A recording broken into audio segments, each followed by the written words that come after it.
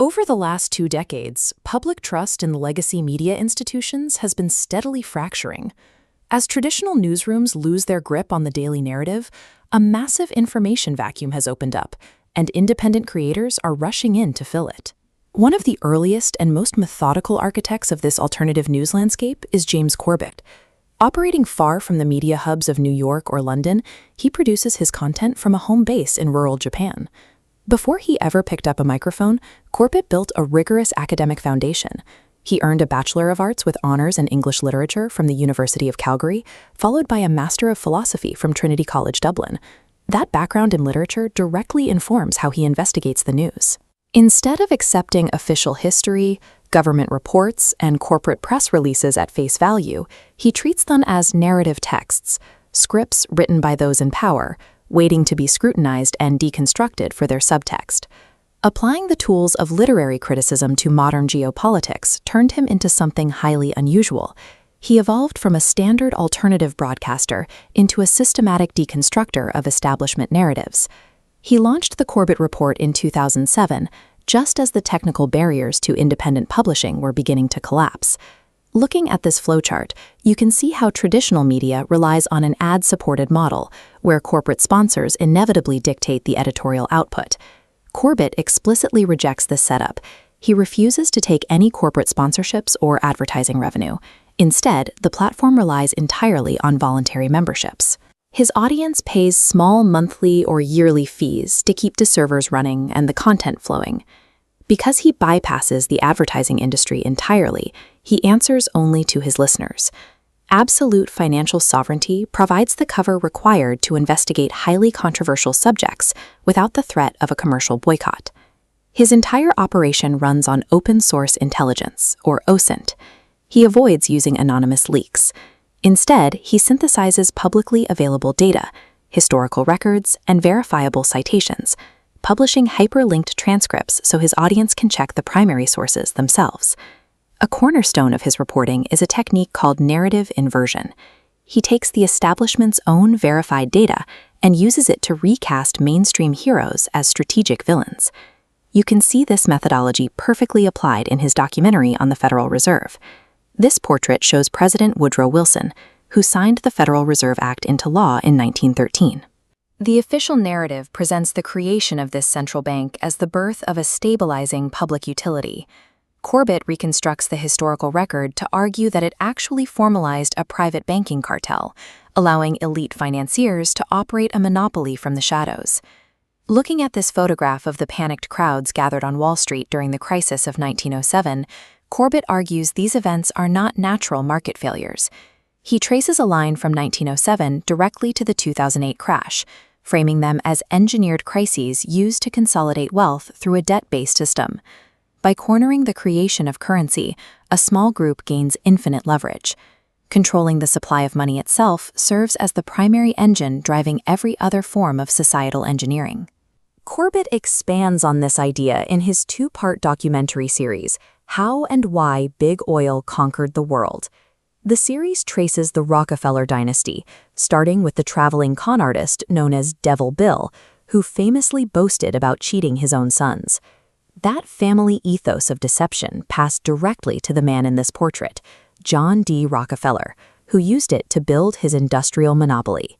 As you can see in this early photograph of a sprawling refinery, the scale of the global petroleum monopoly was staggering.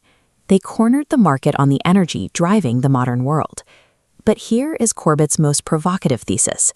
As the oligarchs reached the financial limits of industrial expansion, they pivoted. They used their wealth to buy up the educational and medical systems, transitioning from a resource monopoly into the business of global social engineering. This brings us to the man in this photograph, wealthy oil executive Maurice Strong. Corbett argues that the modern environmental movement was never a grassroots rebellion. Instead, it was a top-down project funded by these exact same oil titans to build a tightly managed post-carbon control system. Take a look at these officials seated at the 1992 United Nations Earth Summit in Rio. Under the banner of sustainable development, they began pushing for carbon rationing. Corbett maps out how these environmental policies function as tools for population management, tracing their ideological roots straight back to the eugenics movement. Central banking, oil monopolies, and environmental regulation are not separate issues. Corbett connects these disparate pillars into one cohesive framework, illustrating a coordinated push for global technocratic control. By 2021, Corbett's methodology ran directly into the institutional limits of big tech during the COVID-19 pandemic. Platforms began strictly enforcing compliance with official health narratives. After 14 years of building an audience, his primary YouTube channel was permanently banned in a sweeping platform crackdown on medical information that disagreed with official narratives. He did not treat this deplatforming as a defeat. Instead, he framed the ban as a practical verification of his decades-long warnings about a centralizing digital police state.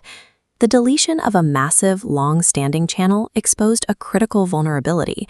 Relying on centralized, corporate-owned infrastructure to host alternative journalism leaves the historical record at the mercy of a single moderation team.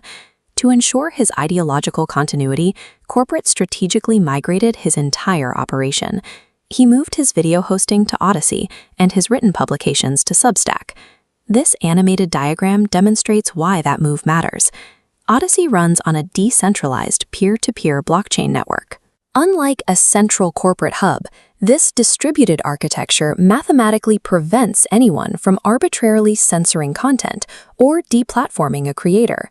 Secure on this new infrastructure, he continues to host thousands of hours of intense investigation, from analyzing 9/11 truth and false flag operations to exposing the inner workings of central banking. Whether he is viewed as a purveyor of conspiracy or hailed as a pioneer of independent intelligence, James Corbett has reshaped the infrastructure of alternative media. Look around at how we live today. Almost every calorie we eat, every watt of electricity we consume, and every message we send relies on a massive, centralized architecture. We are currently tethered to systems we do not control. That architecture rests on a specific foundation. This building, the Federal Reserve, represents the consolidation of the money supply. A handful of institutions hold a monopoly over the fiat currency required to purchase basic necessities. This financial monopoly mirrors the earlier efforts of industrial titans to control the global energy supply. They secured the pipelines, the refineries, and the distribution networks, ensuring that society could only function by purchasing their specific resources. When you examine the sheer scale of this machinery, it is easy to feel a sense of paralysis. The institutions dictating our lives appear so pervasive that the average person is left wondering how they could ever sustain themselves independently. But identifying the problem is only useful if it leads to a cure. Staring at the walls of a trap and measuring the thickness of the stone does nothing to help you escape it. If that knowledge only results in despair, the system has still achieved its goal.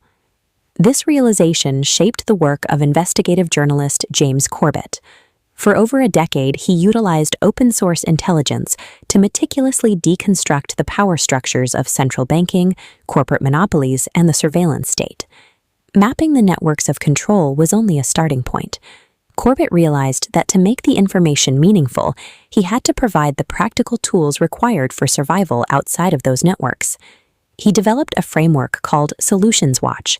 It serves as a guide for reclaiming personal sovereignty by identifying and implementing alternatives to centralized systems. The strategy is not to fight the monolith head-on through traditional protest or political appeals. Instead, the goal is to render it irrelevant by building parallel, independent institutions that perform the same functions. The first step in this decoupling process is physical sovereignty. Independence is impossible if a corporate monopoly controls your access to food, water, and energy.